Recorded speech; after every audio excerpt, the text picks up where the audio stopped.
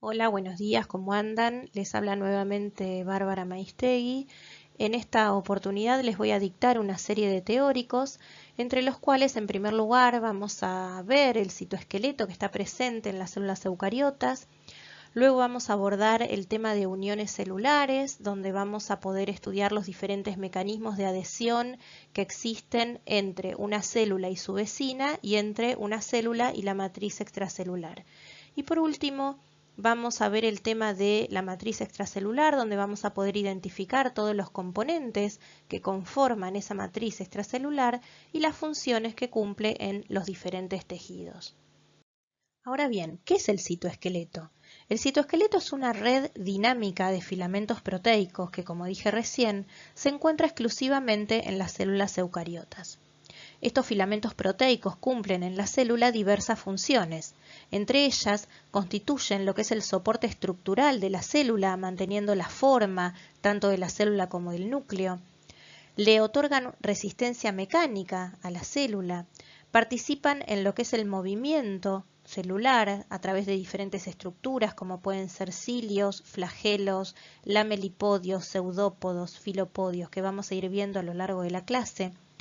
Dirigen el desplazamiento intracelular de diferentes vesículas, van a determinar la posición de las organelas dentro del citosol y participan en diferentes procesos, entre ellos la división celular y la contracción muscular.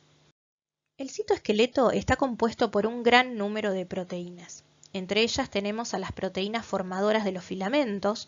Hay tres tipos de filamentos en el citoesqueleto. Vamos a tener a los microfilamentos, a los filamentos intermedios y a los microtúbulos. Luego están las proteínas accesorias, que son aquellas que se asocian a los filamentos del citoesqueleto.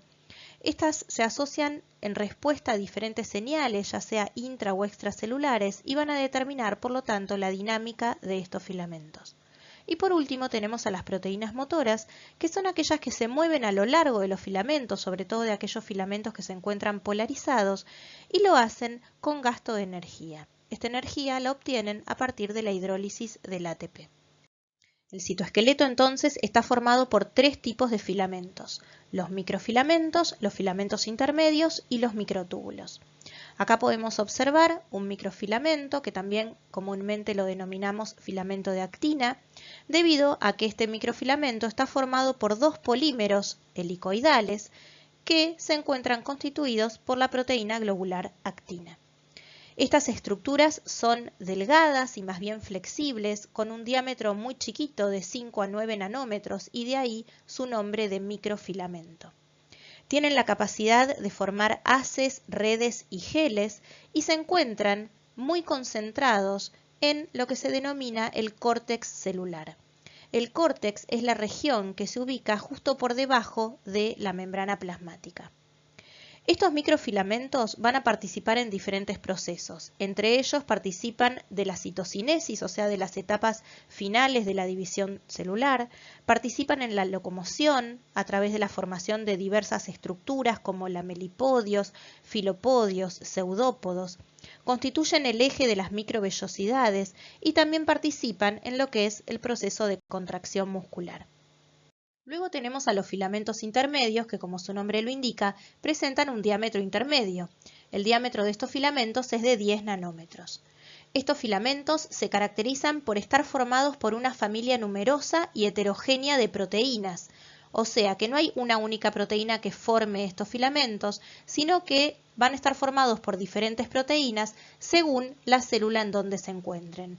La particularidad que tienen es que todas estas proteínas son proteínas fibrosas. Estos filamentos intermedios se dice que se parecen a cuerdas y son los que van a formar, por ejemplo, la lámina nuclear en el núcleo y se van a extender por todo el citoplasma, proporcionando resistencia mecánica y participando principalmente en la unión de una célula con otra en los epitelios. Y por último tenemos a los microtúbulos, que son los filamentos más grandes del citoesqueleto, cuyo diámetro es de 25 nanómetros. Estos microtúbulos están formados por la proteína globular tubulina y forman estructuras más bien rígidas. Los microtúbulos son rectos, son huecos, son cilíndricos y surgen a partir de lo que se denomina centro organizador de microtúbulos o centrosoma que se ubica cerca del núcleo. A partir de allí, luego se dirigen hacia todo el citoplasma. La función de estos microtúbulos básicamente es la de dirigir el transporte vesicular, formar el uso mitótico durante la división de la célula y formar el eje de cilias y flagelos.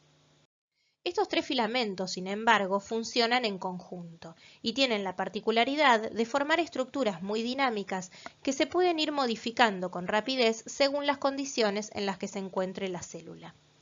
Un ejemplo típico de la rápida reorganización de los filamentos del citoesqueleto es la que sucede durante la división celular. Acá podemos ver un esquema de un fibroblasto en el cual, ni bien se duplica su ADN, los microtúbulos, que son estos verdes que vemos acá, que se extendían por todo el citoplasma, comienzan a reorganizarse para formar el uso mitótico. Los filamentos de actina, a su vez, que formaban estructuras especializadas para desplazarse como los lamelipodios y los filopodios, también comienzan a reorganizarse y la célula adopta ahora una forma más esférica. La actina, junto con la miosina, que es su proteína motora, va a formar ahora el anillo contráctil, que es el que va a permitir dividir a la célula en dos células hijas. Estas células hijas vuelven a reorganizar su citoesqueleto para convertirse nuevamente en células aplanadas y móviles idénticas a la célula que les dio origen. En algunos casos, los filamentos del citoesqueleto también se pueden reorganizar incluso durante la interfase. Acá podemos ver cómo un neutrófilo consigue perseguir a un microorganismo, a una bacteria, a través de estructuras formadas por filamentos de actina. Cuando la bacteria cambia de dirección, como podemos observar que lo hace en muy poquito tiempo, en segundos nada más, el neutrófilo reorganiza rápidamente esas estructuras para poder fagocitar al microorganismo. Sin embargo, este citoesqueleto también puede formar estructuras estables, como podemos observar acá en una célula epitelial especializada. ¿Sí? En estas células, los filamentos del citoesqueleto presentan una organización y una distribución particular. Por lo general, los filamentos de actina se van a ubicar en el córtex, justo por debajo de la membrana plasmática, y en este caso van a formar el eje de estas expansiones de la membrana plasmática que son las microvellosidades.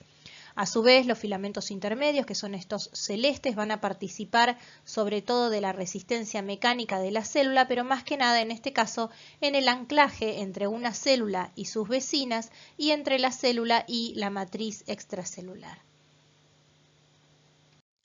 Los filamentos del citoesqueleto se van a ensamblar a partir de subunidades proteicas. Para el caso de los filamentos de actina y de los microtúbulos, estas subunidades van a ser solubles y pequeñas. En cambio, para el caso de los filamentos intermedios, las subunidades proteicas que los forman son alargadas y fibrosas.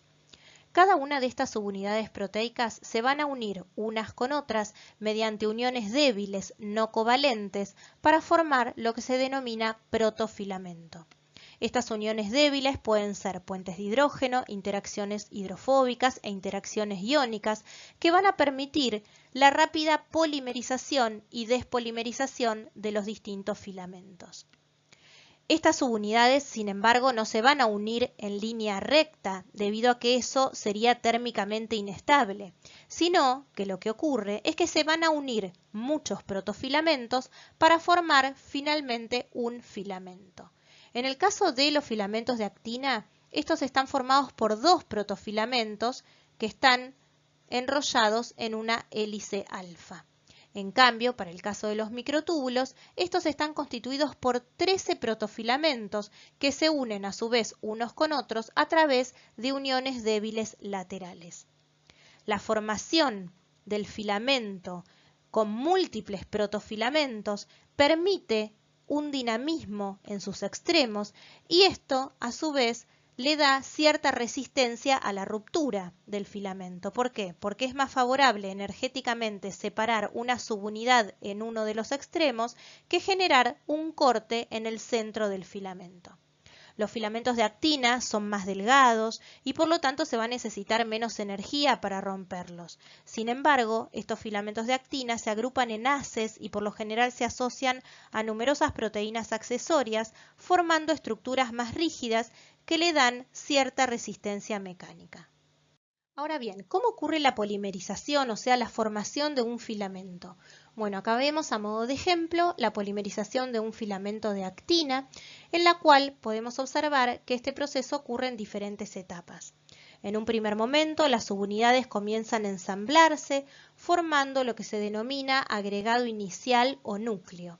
Esta etapa es una etapa lenta y se denomina etapa de nucleación. Luego las subunidades comienzan rápidamente a añadirse al filamento y este comienza a alargarse, ¿sí? Esta es la etapa que se denomina fase de crecimiento. Fíjense que este filamento de actina presenta polaridad debido a que el crecimiento en sus extremos tiene distinta velocidad. Este filamento presenta un extremo más, en donde la velocidad de crecimiento es mayor, y un extremo menos, donde la velocidad de crecimiento es más lenta. Llega un punto donde el crecimiento de este filamento es como que se estanca, la longitud del filamento se mantiene constante y es ahí cuando nos encontramos en el estado estacionario o fase de equilibrio. En este momento, las subunidades que se disocian y que se adicionan son las mismas y lo hacen al mismo ritmo. La concentración crítica, que es la concentración de subunidades libres de actina, en este momento va a permanecer constante. Las células, para poder acelerar y acortar esta fase de nucleación lenta, presentan proteínas accesorias que organizan la nucleación. Acá vemos en mayor detalle la estructura de un microtúbulo. Como dijimos hoy, la subunidad que forma los microtúbulos es la tubulina. Cada subunidad de tubulina es un heterodímero formado por dos tipos de proteínas globulares, la tubulina alfa y la tubulina beta, que están unidas por uniones no covalentes. Cada tubulina alfa y beta presenta un sitio de unión a GTP. Sin embargo, la tubulina beta es la única capaz de hidrolizarlo. Estas tubulinas alfa y beta se unen cabeza con cola para formar un protofilamento. Como dijimos hoy, los microtúbulos estaban formados por 13 protofilamentos unidos entre ellos a través de uniones débiles laterales. Estos microtúbulos forman finalmente una estructura rígida, cilíndrica y hueca. Son filamentos que tienen polaridad, o sea que presentan extremos diferentes, y esta polaridad se debe principalmente a la velocidad de crecimiento de esos extremos. Como dijimos hoy, el extremo más es aquel que presenta una mayor velocidad de crecimiento y el extremo menos es aquel que crece más lentamente. La subunidad que forma los microfilamentos es la proteína actina. Esta actina tiene la capacidad de unirse a ATP cuando se encuentra soluble y libre en el citosol o está unida a ADP cuando está formando parte del filamento. Estos microfilamentos están constituidos por dos protofilamentos que se disponen paralelos y que giran formando una alfa hélice. Son flexibles y son más cortos que los microtúbulos. Al igual que los microtúbulos, son también filamentos polarizados y esta polaridad permite diferenciar dos extremos, un extremo más y un extremo menos, que se diferencian por la velocidad de su crecimiento. Como dijimos recién, entonces, tanto los microtúbulos como los microfilamentos son filamentos que presentan polaridad, o sea que tienen extremos diferentes. Tienen un extremo más y un extremo menos que se diferencian en la velocidad de crecimiento. Estas velocidades de crecimiento distintas se deben básicamente a los cambios conformacionales que deben sufrir estas subunidades libres al incorporarse al filamento en crecimiento. Hoy dijimos que la actina tiene la capacidad de hidrolizar el ATP y que la tubulina tiene la capacidad de hidrolizar el GTP. El monómero libre de actina se va a encontrar unido a ATP, ¿sí? O sea, las subunidades solubles en el citosol van a estar unidas a ATP, ¿sí? Representadas por los cuadrados verdes más oscuros. Sin embargo, poco tiempo después, cuando esa actina se une al filamento, ese ATP se va a hidrolizar y se va a transformar en ADP más fosfato. De esta manera, la actina va a quedar unida al ADP, representada por estos redondelitos verdes. Esta actina unida a ADP es más susceptible para la disociación y es por lo tanto la que va a abandonar el filamento. En el extremo más, lo que ocurre es que la velocidad de adición de las subunidades en crecimiento es mucho mayor que la velocidad a la cual se hidroliza el ATP y por lo tanto se forma como una especie de caperuza de subunidades ATP o GTP para el caso de los microtúbulos y de esta manera se produce el crecimiento más rápido en este extremo. A su vez, en el extremo menos, la hidrólisis de ATP a ADP es más rápida que la elongación y por lo tanto en este extremo es donde ocurre el acortamiento del filamento. El filamento de actina de esta manera incorpora subunidades en el extremo más y simultáneamente las pierde por el extremo menos a velocidades idénticas. De esta manera la longitud del filamento se va a mantener constante, pero existe un flujo neto de subunidades a través del mismo, ¿sí? Y esto es lo que se denomina intercambio rotatorio. Para el caso de los microtúbulos, entonces, cada microtúbulo puede individualmente alternar periodos de crecimiento lento y de desensamblaje rápido. Este fenómeno se conoce como inestabilidad dinámica.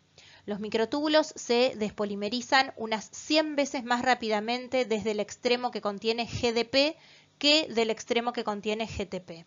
Por eso es imprescindible la formación de un casquete de GTP para favorecer ese crecimiento. Sin embargo, en algunas ocasiones este casquete de GTP se puede perder a través de un fenómeno que se denomina catástrofe y eso provoca el acortamiento rápido del microtúbulo.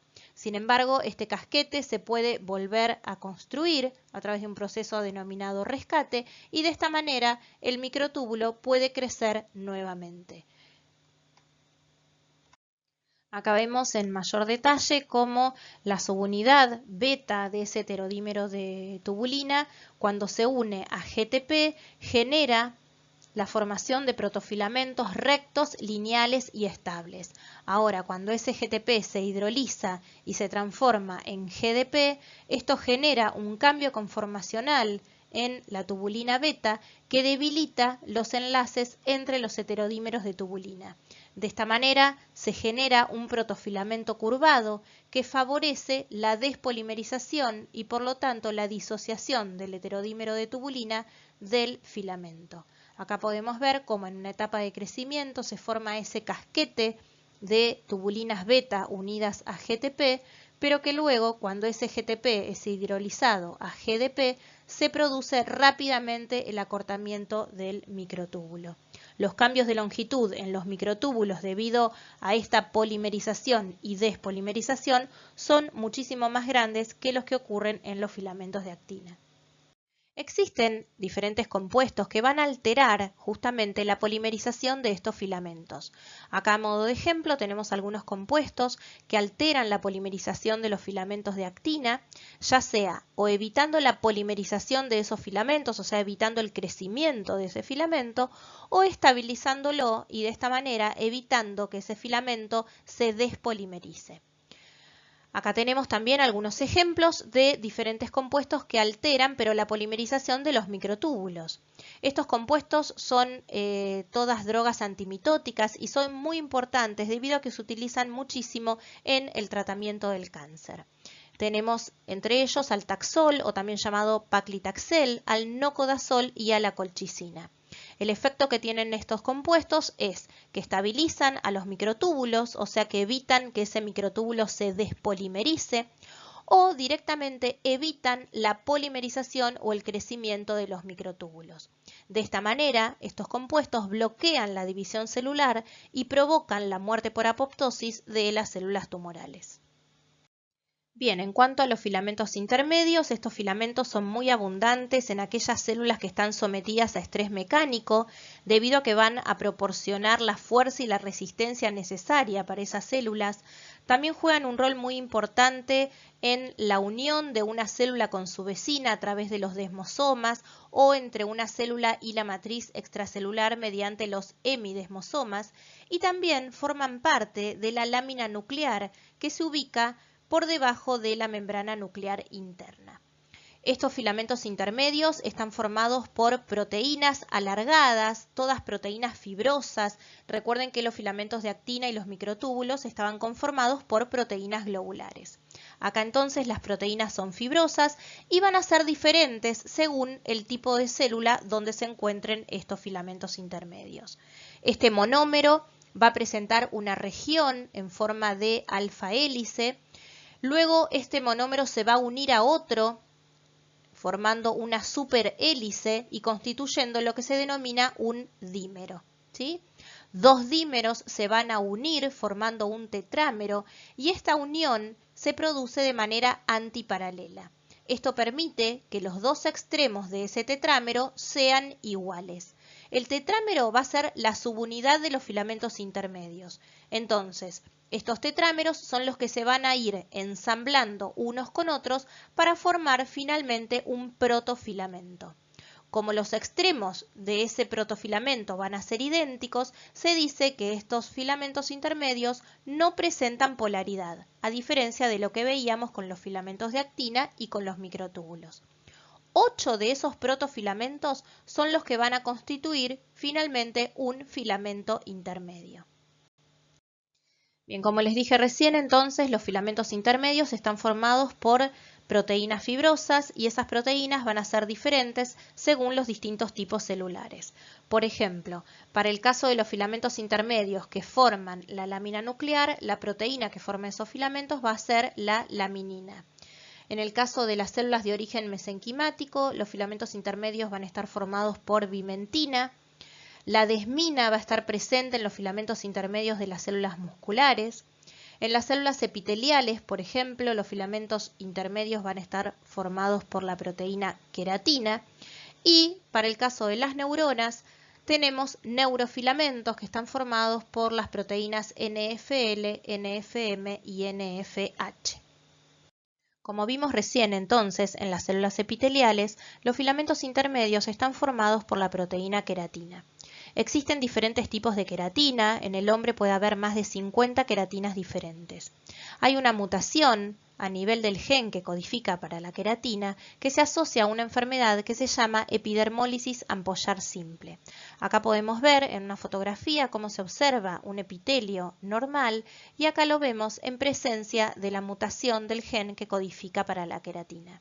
Yo hoy les mencioné que los filamentos intermedios en los epitelios participaban activamente en la unión de una célula con su vecina y también en la unión de la célula con la matriz extracelular. Acá, ante la presencia de la mutación del gen que codifica la queratina, podemos observar que estas uniones se debilitan y de esta manera se desprenden fácilmente las células de la epidermis de la lámina basal subyacente. Como resultado, se van a observar estas ampollas en la piel, la cual se va a descamar fácilmente en respuesta a un estrés mecánico muy débil. La diversidad de queratinas también resulta muy útil para el diagnóstico de cáncer, ya que permite reconocer el tejido epitelial que le dio origen a determinados carcinomas y de esa manera aplicar el tratamiento adecuado. Acá podemos observar los neurofilamentos que se encuentran en los axones de las células nerviosas. Estos neurofilamentos presentan tres tipos de proteínas distintas, las NFL, NFM y NFH, que se ensamblan en heteropolímeros.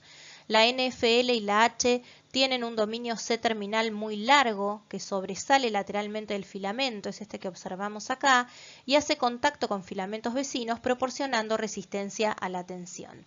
En el caso de las células gliales vamos a tener filamentos gliales que presentan una menor cantidad de puentes cruzados. Acá podemos ver cómo esos neurofilamentos son muy abundantes en el axón, donde también podemos encontrar algunos microtúbulos. Una enfermedad que está asociada a la alteración de estos neurofilamentos es la esclerosis lateral amiotrófica o también llamada ELA, en donde se produce una acumulación y un ensamblaje anormal de neurofilamentos, tanto en el soma neuronal como en los axones de neuronas motoras. Esto interfiere el transporte a través del axón, provocando daño neuronal, debilidad muscular y atrofia. Por otro lado, el citoesqueleto también está conformado por proteínas accesorias, las cuales se van a asociar a los distintos filamentos del citoesqueleto, determinando la dinámica y la distribución de estos filamentos. Estas proteínas accesorias van a interactuar y van a regular principalmente a los filamentos de actina y a los microtúbulos. Y lo hacen ya sea uniéndose a las subunidades libres de actina o de tubulina o uniéndose directamente al filamento.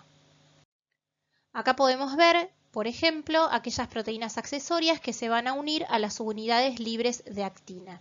Entre ellas tenemos a la timosina, a la formina, al complejo ARP y a la profilina. Todas ellas son necesarias para la nucleación y para la polimerización del nuevo filamento de actina. Por ejemplo, la timosina va a ser aquella proteína que se va a unir a las subunidades libres, pero va a impedir que se ensamblen en el filamento.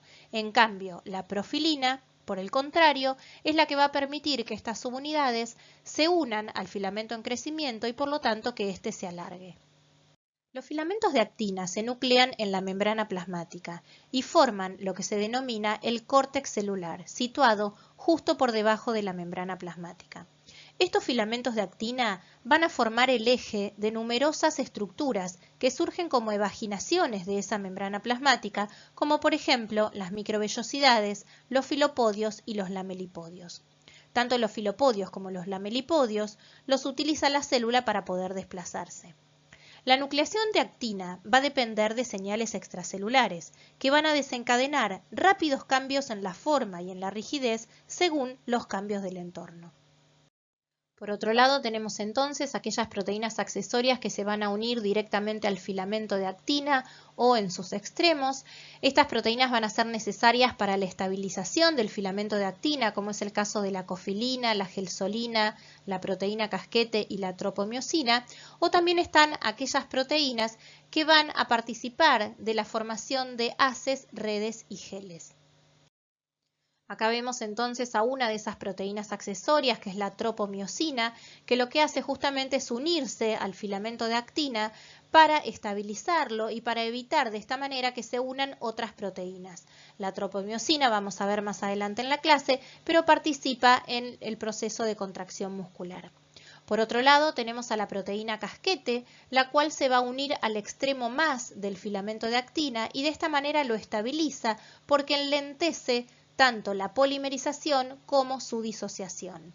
En las fibras musculares, la CAP-Z es la que va a estabilizar el extremo más y la tropomodulina el extremo menos, permitiendo de esta manera alargar la vida media del filamento de actina. Como dijimos recién, los filamentos de actina se pueden organizar formando haces y redes semejantes a geles. Pueden formar haces paralelos, como por ejemplo en el caso de los filopodios o de las microespinas, donde los filamentos de actina están orientados en la misma dirección y están espaciados regularmente. Pueden formar haces contráctiles, tal es el caso de las fibras de estrés o de aquellos filamentos de actina que forman el anillo contráctil que va a participar en la división celular. En este caso, estos filamentos presentan direcciones opuestas, están más espaciados entre ellos y por lo general están asociados también a una proteína motora que es la miosina. Por último, pueden formar redes semejantes a geles, tal es el caso de los filamentos que van a formar el córtex celular, y en este caso la orientación de los filamentos es arbitraria y forman como un entramado mucho más abierto. Estos filamentos de actina, sin embargo, para poder formar estas estructuras en forma de haces o geles, deben unirse unos con otros y esto lo hacen gracias a la ayuda de diferentes proteínas accesorias. Acá tenemos a la alfa-actinina, que es aquella que participa de la formación de los haces contráctiles y mantiene unidos de esta manera a los distintos filamentos de actina que tenían direcciones opuestas. Está la fimbrina, que es la que va a participar en la formación de los haces paralelos. Recuerden que estos haces paralelos tenían los filamentos de actina en la misma orientación y estos estaban mucho más juntos que en el caso de los haces contráctiles. Un tipo particular de fimbrina es la villina. La villina es la proteína accesoria que se encuentra formando parte de las microvellosidades. Acá tenemos un corte longitudinal de una microvellosidad con una región amorfa en la parte superior, los filamentos de actina dispuestos de forma paralela y la proteína villina manteniendo unidos a estos filamentos de actina unos con otros. Estos filamentos a su vez se unen con la membrana plasmática a través de brazos laterales de miosina 1. Y por último tenemos aquellas proteínas accesorias que van a participar en la formación de geles, como es el caso de la espectrina, que la encontramos en el córtex celular, permitiendo la unión de ese entramado más abierto de los filamentos de actina en esta región. Después está la filamina, que es una proteína dimérica que va a participar en la formación de los lamelipodios. Esta filamina permite la formación de redes laxas y viscosas al entrecruzar dos filamentos de actina. Estos lamelipodios van a ser estructuras que le van a permitir a la célula poder desplazarse.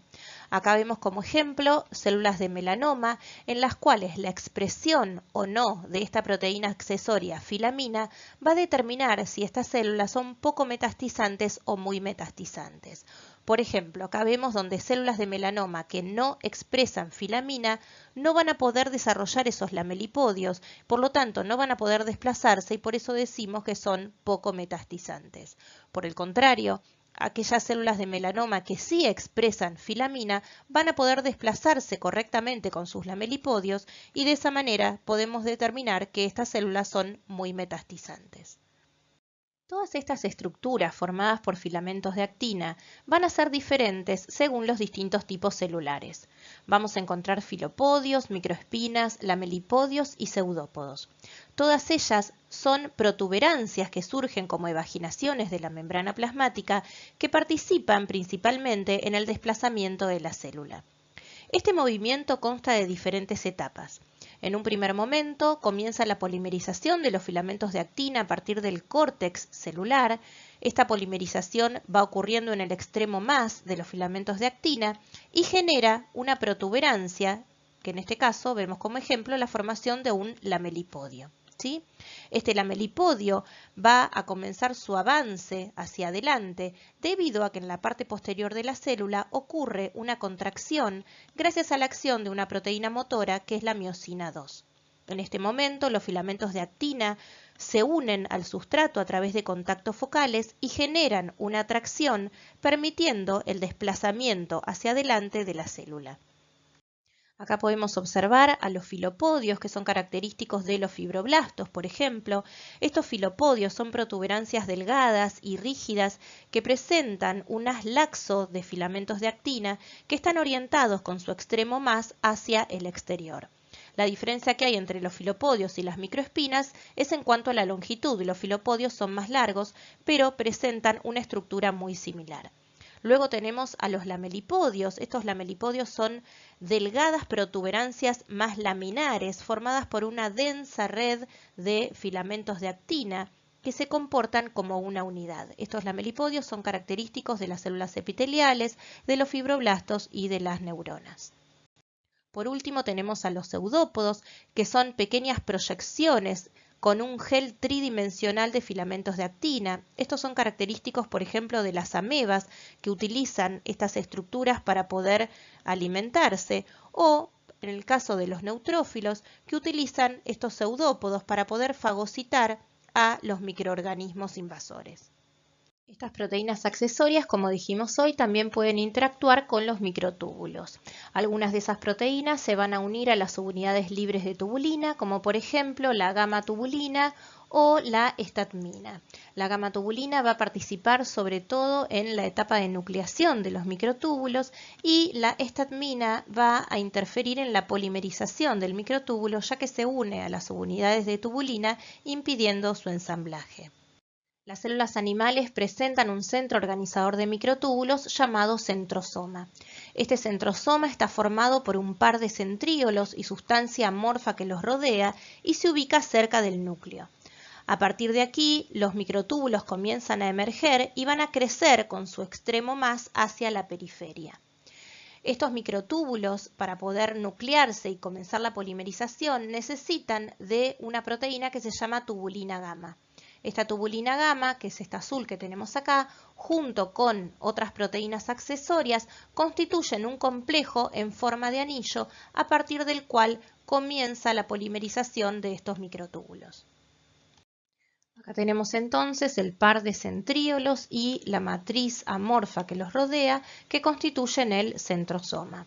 Estos centríolos son cilindros cortos formados por microtúbulos que presentan una disposición particular. La disposición de los microtúbulos en el centríolo es de 9+0. ¿Qué significa esto? Que este centríolo va a estar formado por 9 tripletes de microtúbulos que se ubican en la periferia y no va a presentar ningún microtúbulo en su región central. Estos tripletes de microtúbulos están formados por un microtúbulo completo que se denomina A y dos microtúbulos incompletos que son el B y el C. Estos tripletes, a su vez, se mantienen unidos a través de puentes proteicos. Estas proteínas accesorias también se pueden unir al microtúbulo, ya sea a lo largo de todo el filamento o en sus extremos, y estas son muy importantes para su estabilización. Acá tenemos algunos ejemplos de proteínas estabilizadoras que se unen a los microtúbulos, que son proteínas llamadas MAP, debido a que son proteínas asociadas a microtúbulos, de ahí viene su nombre, y la función que tienen es impedir su despolimerización. Estas proteínas MAP tienen un dominio con el cual se unen al microtúbulo y otro que se proyecta hacia el exterior. Este dominio que se proyecta presenta diferentes longitudes y eso va a determinar la distancia de empaquetamiento de los microtúbulos. Por ejemplo, para el caso de la MAP2, ese dominio de proyección es largo y por lo tanto los microtúbulos presentan una distribución regular. Para el caso de la proteína tau, el dominio de proyección es más corto y por lo tanto los microtúbulos se van a encontrar más juntos y más empaquetados. En las células nerviosas de los enfermos de Alzheimer, por ejemplo, hay acúmulos de esta proteína tau que se llaman ovillos neurofibrilares. Estas proteínas también pueden afectar lo que es la inestabilidad dinámica de los microtúbulos, como por ejemplo las proteínas MAP, que van a disminuir las frecuencias de catástrofes y van a aumentar el crecimiento del microtúbulo, por lo tanto los microtúbulos van a ser más largos y menos dinámicos. Y por otro lado tenemos al factor catástrofe o quinesina 13, que lo que va a hacer es aumentar la frecuencia de las catástrofes, por lo tanto esos microtúbulos van a ser más cortos y más dinámicos. Bien, y en tercer lugar, el citoesqueleto está conformado también por proteínas motoras. Estas proteínas motoras se van a unir a filamentos polarizados, o sea, a los microtúbulos o a los filamentos de actina, y se van a desplazar sobre ellos utilizando energía que la obtienen a partir de la hidrólisis del ATP. Estas proteínas motoras se van a diferenciar unas con otras según cuál es el filamento al cual se unen, en qué dirección se desplazan y cuál es la carga que transportan. Estas proteínas motoras poseen un dominio motor, una cabeza, que va a reconocer la vía por la cual se desplazará esta proteína motora y la dirección de ese movimiento. Esta cabeza es la encargada de unirse a ATP e hidrolizarlo. Y luego va a tener una cola que va a determinar cuál es la carga que transportará esa proteína motora. Por lo tanto, va a determinar la función biológica que tendrá esa proteína. El ciclo mecánico químico que permite desplazarse a la proteína motora y a su carga a lo largo del filamento consta de diferentes pasos. Primero ocurre la unión al filamento, luego se genera un cambio conformacional que va a determinar la liberación de la proteína motora del filamento, luego ocurre una relajación conformacional y una posterior nueva unión al filamento. Existen tres tipos de proteínas motoras diferentes. Están las quinesinas y las dineínas, que van a interactuar con los microtúbulos, y por otro lado la proteína motora miosina, que es la que interactúa con los filamentos de actina. Estas proteínas motoras quinesinas y dineínas se van a desplazar entonces a lo largo de los microtúbulos y van a permitir el movimiento tanto de organelas como de vesículas. Acá vemos en el axón de una célula nerviosa cómo las vesículas pueden desplazarse a través de esos microtúbulos gracias a la acción de las proteínas motoras. Las kinesinas son las que van a permitir el desplazamiento de las vesículas hacia el extremo más de los microtúbulos, son estas vesículas rojas que tenemos acá. En cambio, las dineínas son las que permiten el desplazamiento de las vesículas hacia el extremo menos de los microtúbulos. Existen diferentes tipos de kinesinas, las cuales presentan un dominio motor que por lo general se ubica en el extremo N-terminal de estas proteínas, sin embargo también lo podemos encontrar en la región central o hasta incluso en el extremo C-terminal de algunas kinesinas. Tal es el caso de la kinesina 14. Justamente esta kinesina es la única que se dirige en sentido contrario. Esta kinesina se desplaza hacia el extremo menos de los microtúbulos y recuerden que el resto de las kinesinas siempre lo hacía hacia el extremo más de los microtúbulos. Estas kinesinas, además de presentar este dominio motor, presentan una cola C-terminal, la cual tiene un sitio de unión, ya sea para una organela, para una vesícula o incluso para otro microtúbulo que estén desplazando. Estas kinesinas tienen roles durante la mitosis y la meiosis, sobre todo en la formación del huso y la separación de los cromosomas. En cuanto a las dineínas, veremos que existen dos ramas de esta superfamilia de dineínas. Hay dos tipos de dineínas. Tenemos las dineínas citoplasmáticas, que son aquellas proteínas motoras que se desplazan hacia el extremo menos de los microtúbulos y son aquellas que van a participar junto con un montón de otras proteínas accesorias en el desplazamiento de las vesículas. Y por otro lado tenemos a las dineínas ciliares o también llamadas axonemales, que son proteínas motoras especializadas, sobre todo en el movimiento deslizante de los microtúbulos que están presentes en las cilias y en los flagelos. Ahora bien, ¿cómo es el ciclo mecánico-químico de la kinesina? La kinesina presenta dos dominios motores, dos cabezas motoras que contactan con el microtúbulo, las cuales van a actuar de manera coordinada para poder avanzar a lo largo del microtúbulo dando como una especie de pasos. En un primer momento, la cabeza posterior, o también llamada cabeza de retención, va a estar unida al ATP y eso va a condicionar que se una fuertemente al microtúbulo. En cambio, la cabeza de avance, que va a encontrarse unida al ADP, se va a encontrar débilmente unida al microtúbulo. Ese ATP que se encontraba en la cabeza posterior se va a hidrolizar y se va a formar ADP más fosfato inorgánico. Luego se va a incorporar ATP y se va a unir este ATP a la cabeza de avance.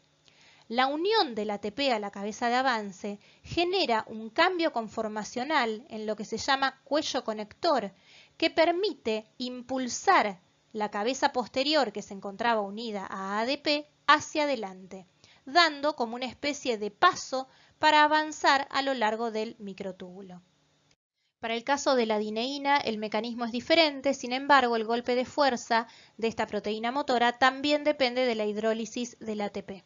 La dineína presenta una cabeza y una cola. La cabeza contiene 6 dominios diferentes, de los cuales uno es el que tiene mayor actividad ATPasa, que es el que está representado acá en rojo, y otro forma el pedúnculo, a través del cual se va a unir con el microtúbulo.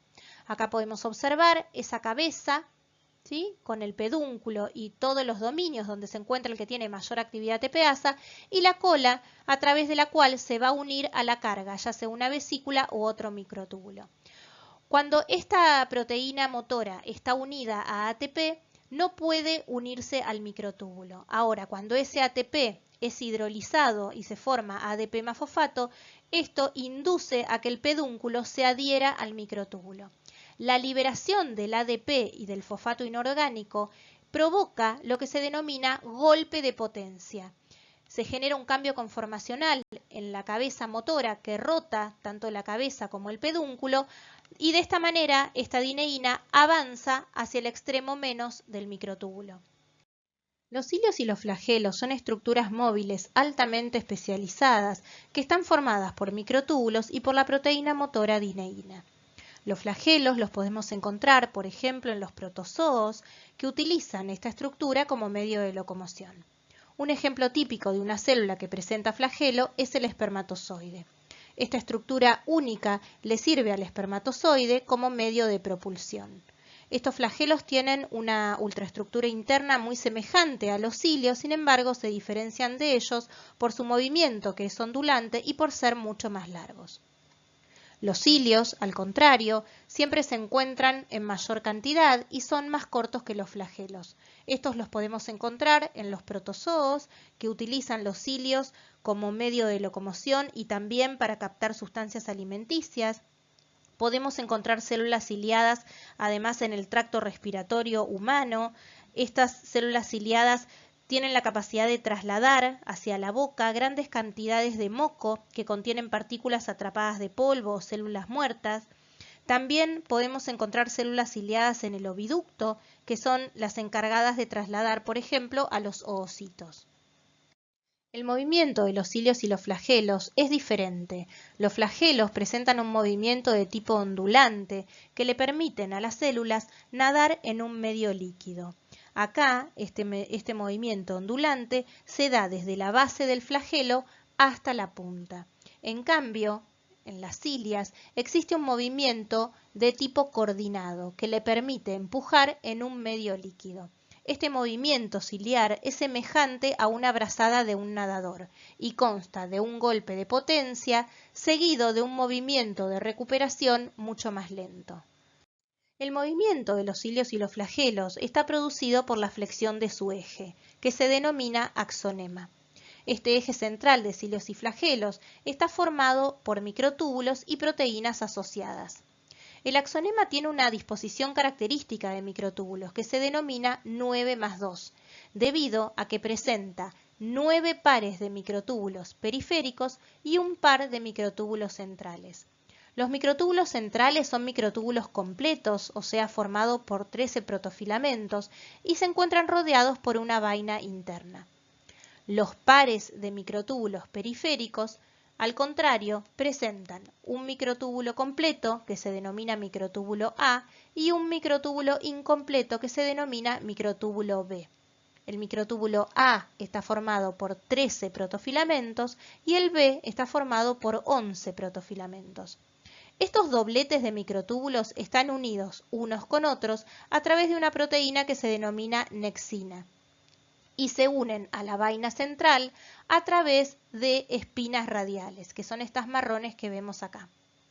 A su vez, de los microtúbulos A surgen brazos de dineínas. La dineína va a ser la proteína motora que va a permitir el movimiento de los cilios y los flagelos. Esta dineína ciliar va a formar puentes entre los dobletes de microtúbulos vecinos.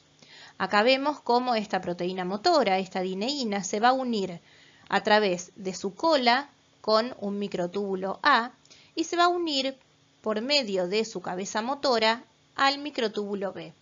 La unión de la cabeza motora al microtúbulo B depende de la presencia de ATP. Cuando esta cabeza motora hidroliza al ATP y ese ADP y fosfato inorgánico se liberan, se produce el desplazamiento de la dineína hacia el extremo menos del microtúbulo, provocando una fuerza de deslizamiento entre los dobletes. En el flagelo, la presencia de varias proteínas que unen los dobletes de microtúbulos impiden este deslizamiento y el movimiento que se genera es de flexión. Existe un trastorno congénito que afecta a la estructura de cilios y flagelos, que se denomina síndrome de disinesia ciliar primaria. Esta es una enfermedad autosómica recesiva de baja frecuencia, por lo general afecta a 1 de cada 15.000 nacidos. Debido a la gran variedad de proteínas que están involucradas en la estructura de los cilios y los flagelos, los genes responsables del cuadro clínico también son varios y se encuentran localizados en diferentes cromosomas. Sin embargo, el mayor porcentaje de estas alteraciones se da a nivel de defectos ocasionados en la dineína ciliar. Algunos síntomas de esta enfermedad son, por ejemplo, la esterilidad masculina, alta susceptibilidad a enfermedades respiratorias como bronquitis obstructivas recurrentes, neumonía, hígados poliquísticos, enfermedades del riñón, problemas en el sistema nervioso central y embarazos ectópicos. Existe también lo que se denomina la disinesia ciliar secundaria, que es una enfermedad respiratoria en la que la movilidad de los cilios se ve afectada, pero por factores ambientales como por ejemplo el tabaquismo. El corpúsculo basal es la estructura que une la base de cilios y flagelos a la superficie celular. Este corpúsculo basal presenta la misma estructura que veíamos en los centríolos que formaban parte del centrosoma. En este cuerpo basal o corpúsculo basal, los microtúbulos presentan una disposición característica de 9 más 0. ¿Qué significa esto? Que están formados por 9 tripletes de microtúbulos periféricos y no presenta ningún microtúbulo en su región central. Estos 9 tripletes periféricos están constituidos por un microtúbulo A completo y 2 microtúbulos incompletos que son el B y el C. A su vez, cada uno de estos tripletes se unen entre sí por medio de puentes proteicos. Los microtúbulos, además de formar el eje central de cilias y flagelos, tienen una función muy importante durante la división celular, formando el huso mitótico. En metafase vamos a encontrar 3 tipos diferentes de microtúbulos. Los microtúbulos astrales, que son estos verdes que vemos acá, que son aquellos que interactúan con el córtex celular. Después tenemos a los microtúbulos cinetocóricos, los celestes, que son los que contactan con los cinetocoros de los cromosomas. Y por último, los microtúbulos interpolares, que son los rosas que vemos acá.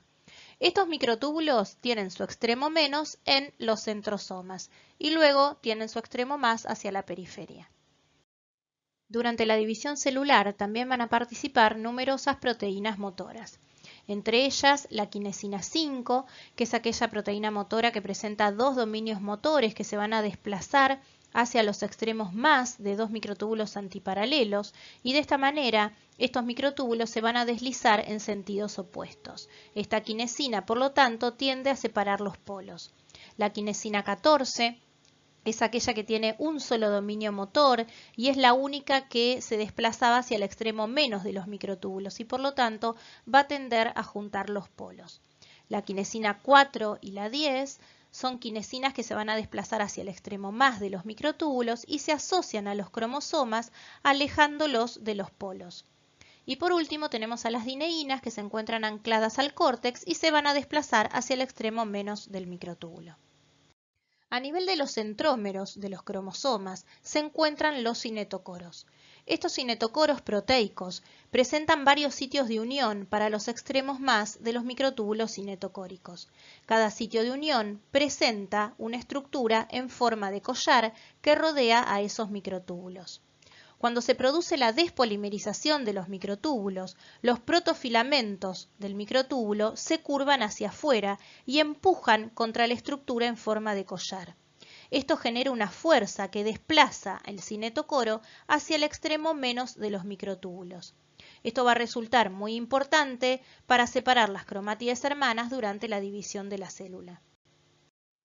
Bien, y nos queda ahora entonces la tercer proteína motora, que es la miosina, que es la que va a interactuar con los filamentos de actina. Esta proteína motora va a participar en lo que es la contracción muscular y va a formar, junto con la actina, el anillo contráctil necesario para la división de la célula. Hay diferentes tipos de miosinas, ¿sí? Hay como 37 miosinas distintas, pero todas ellas comparten un dominio motor y se diferencian básicamente en sus colas C-terminales. Pueden presentar una o dos cabezas motoras. Con excepción de la miosina tipo 6, todas ellas se mueven hacia el extremo más de los filamentos de actina. La miosina más conocida es la miosina 2. Esta miosina está formada por 2 cadenas pesadas, que son las verdes, ¿sí? Y 4 cadenas ligeras, que son las celestes. Las cadenas pesadas tienen en el extremo N-terminal un dominio globular, donde se genera la fuerza, luego presentan un cuello y una cola, donde ambas cadenas se van a sobreenrollar en una hélice. Las colas helicoidales de varias miosinas se van a empaquetar unas con otras y las cabezas se van a proyectar hacia el exterior del filamento. En el músculo, las miosinas se agregan por sus colas formando lo que se denomina filamento grueso. Acá podemos ver cómo se van a interaccionar cola con cola estas proteínas y las cabezas globulares quedan orientadas hacia afuera en sentidos opuestos.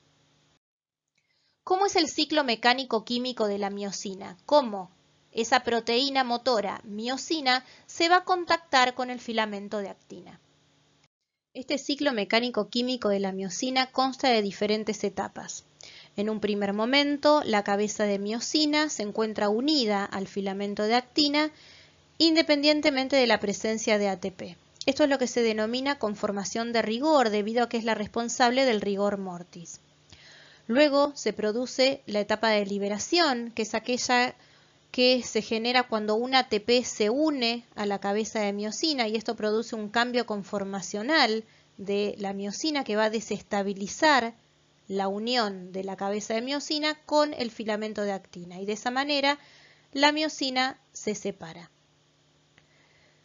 Luego se produce la hidrólisis de ese ATP, ¿sí? La cabeza motora de la miosina tiene la capacidad de hidrolizar el ATP y transformarlo en ADP más fosfato inorgánico. En este momento, esto genera un cambio conformacional donde la cabeza se va a desplazar hacia adelante. Esta cabeza de miosina, que está unida a una molécula de ADP y al fosfato inorgánico, se va a unir primero levemente al filamento de actina, luego se va a liberar ese fosfato inorgánico y se va a reforzar de esta manera la unión entre la cabeza de miosina y el filamento de actina. Por último, esta cabeza va a perder al ADP, se va a liberar el ADP y se va a generar lo que se denomina el gran golpe de potencia. De esta manera vuelve a comenzar el ciclo, ¿sí? Acá nuevamente tenemos la conformación de rigor lista para recibir una nueva molécula de ATP. La interacción entre la miosina y los filamentos de actina juegan un papel muy importante en el proceso de la contracción muscular. Las células musculares se forman por fusión de células precursoras individuales llamadas mioblastos, resultando en una gran célula multinucleada, ¿sí? Que presenta los núcleos ubicados en la periferia. Acá podemos observar, por ejemplo, las miofibrillas en rojo y los núcleos periféricos en color azul. Bien. El citoplasma de estas células está formado por miofibrillas, que son estructuras cilíndricas que presentan la misma longitud que la célula. Estas son largas cadenas repetidas de pequeñas subunidades que se denominan sarcómeros, y es lo que les proporciona ese aspecto estriado. Cada sarcómero está formado por filamentos gruesos de miosina y filamentos delgados de actina. Estos sarcómeros constituyen la unidad contráctil de las miofibrillas y son aquellos que se encuentran comprendidos entre un disco Z y el siguiente, ¿sí? Estos discos Z son discos proteicos en donde se insertan los extremos más de los filamentos de actina. Las bandas claras están representadas por los filamentos de actina, que acá los tenemos en rosa, y las bandas oscuras de esos sarcómeros están representadas por los filamentos de miosina, que acá los tenemos en verde, ¿sí? Entonces, estos discos Z son discos proteicos en donde se van a insertar los extremos más de esos filamentos de actina y es donde se encuentra la proteína CAP-Z. Esa proteína CAP-Z, si recuerdan, era una proteína accesoria que estabilizaba los filamentos de actina, enlenteciendo tanto su polimerización como su despolimerización. Bien. Luego tenemos a los filamentos gruesos que están formados por la miosina 2, donde se ensamblaban las colas de estas miosinas y las cabezas quedaban dirigidas hacia afuera. Al contraerse, ¿sí?, esta unidad contráctil, se van a deslizar unos filamentos sobre otros y de esa manera el sarcómero se acorta. Existen numerosas proteínas accesorias que van a permitir darle cierta estructura al sarcómero, van a estabilizar a los filamentos y también van a regular la interacción entre la miosina y la actina, ¿sí? Por ejemplo, tenemos en el disco Z a la proteína CAP-Z, como dijimos recién, que era la encargada de estabilizar el extremo más de los filamentos de actina. El extremo menos de estos filamentos está estabilizado, está protegido por otra proteína que se llama tropomodulina. Luego tenemos a una proteína que se llama nebulina, que se va a asociar al filamento de actina y va a permitir mantener la longitud precisa de este filamento. Luego tenemos a este resorte amarillo que vemos acá, que se llama titina, que justamente actúa como un resorte uniendo los filamentos gruesos de miosina con el disco Z. Y por último tenemos también otras proteínas asociadas al filamento de actina que se llaman tropomiosina y troponina. Estas son las que van a regular la interacción entre la miosina y la actina según la concentración de calcio. ¿Y por qué es importante la concentración de calcio? Bueno, justamente porque la contracción muscular es un proceso que se desencadena por un aumento en la concentración de calcio citosólico. En un primer momento llega una señal nerviosa a la célula muscular que induce un potencial de acción en la membrana de esta célula muscular que luego se va a transmitir rápidamente por los túbulos T. Los túbulos T son invaginaciones de la membrana que van a rodear a cada una de las miofibrillas. El retículo endoplasmático en la célula muscular se encuentra muy desarrollado, también rodea cada una de las miofibrillas y se denomina retículo sarcoplasmático. Cuando el potencial de acción entonces llega por los túbulos T, esto va a activar un canal de calcio regulado por voltaje que se encuentra en la membrana del túbulo T. Este canal se va a abrir y va a ingresar, por lo tanto, calcio al citosol. Esto provoca la apertura de los canales de calcio presentes en la membrana del retículo endoplasmático y por lo tanto se libera calcio al citosol aumentando su concentración y desencadenando de esta manera la contracción muscular. Ahora bien, ¿cómo ese aumento en la concentración de calcio citosólico se relaciona con la interacción entre la miosina y la actina? Hoy dijimos que el filamento de actina se encontraba relacionado con numerosas proteínas accesorias, entre ellas la troponina y la tropomiosina, que es la violeta que vemos acá. Existen distintos tipos de troponina. Tenemos la troponina I, que se une a inhibidores, la troponina T, que se va a unir a la tropomiosina, y la troponina C, que es aquella proteína que se va a unir al calcio. Cuando la célula muscular se encuentra en un estado relajado, la tropomiosina se ubica de tal manera que bloquea el sitio de unión a la miosina. ¿Sí? Para que se vea más claramente, si nosotros hacemos un corte transversal del filamento de actina y de tropomiosina, veríamos una cosa así. ¿Sí? En un estado relajado, la tropomiosina violeta está bloqueando el sitio de unión de la miosina.